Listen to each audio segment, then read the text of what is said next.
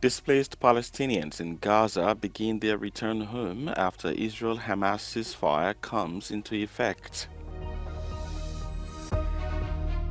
Pro-Palestine rallies take place in capitals across Europe as the clock ticks down to the start of the Gaza ceasefire. Protesters in Kyiv demand more information from the Ukrainian government about the location of their missing loved ones. Thousands of National Guards are deployed to Washington, D.C. ahead of Donald Trump's inauguration. Thousands of displaced Palestinians in the Gaza Strip began their return home on Sunday following a ceasefire agreement between Hamas and Israel.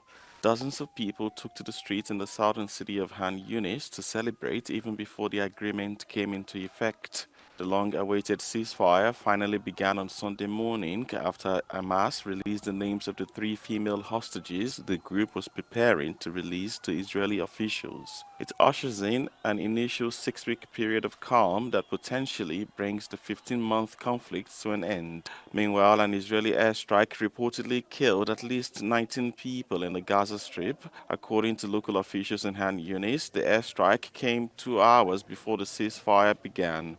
Across the border, around 95 trucks carrying humanitarian aid entered the Rafah crossing before being allowed into the Gaza Strip on Sunday. The crossing at Rafah, Gaza's main gateway to the outside world, has been closed since the Israeli army took over the area last May. There have been rallies in major European capitals in support of the Gaza ceasefire, which comes into effect on Sunday morning. Many European protesters hope the ceasefire, which Israel maintains is temporary, will lead to a lasting peace. Families of hostages held in Gaza gathered in Paris with French officials and Jewish groups. 33 hostages are set to be released over the next 6 weeks in exchange for hundreds of Palestinians imprisoned by Israel. Activists marched through Madrid in support of Palestine hours before the ceasefire is due to go into effect. While some protesters held banners saying fair peace, others called for Spain's government to boycott Israel. Several thousand people marched across Lisbon to protest against all wars and to call for peace. The protest was organised by trade unions and civil society groups. And in London, thousands of protesters held a static rally in Whitehall after police curtailed their plans for a march.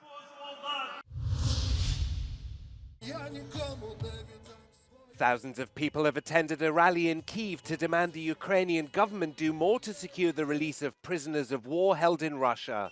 They're also demanding authorities step up efforts to locate missing loved ones.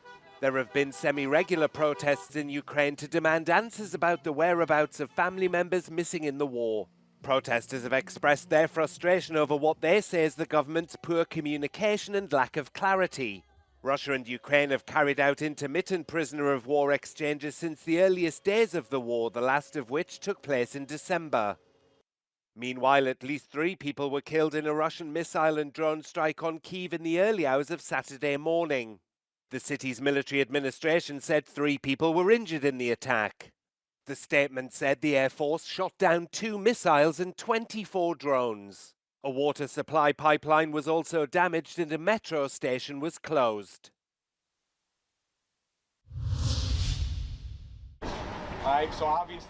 Thousands of National Guard members from roughly 40 states are headed to Washington, D.C. to support Donald Trump's inauguration on Monday. Troops from the U.S. National Guard have set up a security perimeter around the National Gallery of Art ahead of the 60th presidential inauguration. Earlier on Saturday, before Trump's arrival to the Capitol, thousands of protesters took to the streets for women's rights and other causes they believe are under threat from the incoming administration. Inauguration Day is largely a traditional ceremony to mark a new president getting sworn into office and moving into the White House.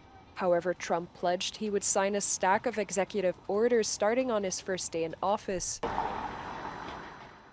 The swearing-in of the president usually takes place on the steps of the Capitol, but a last-minute decision to move the ceremony indoors was made as freezing temperatures were forecast.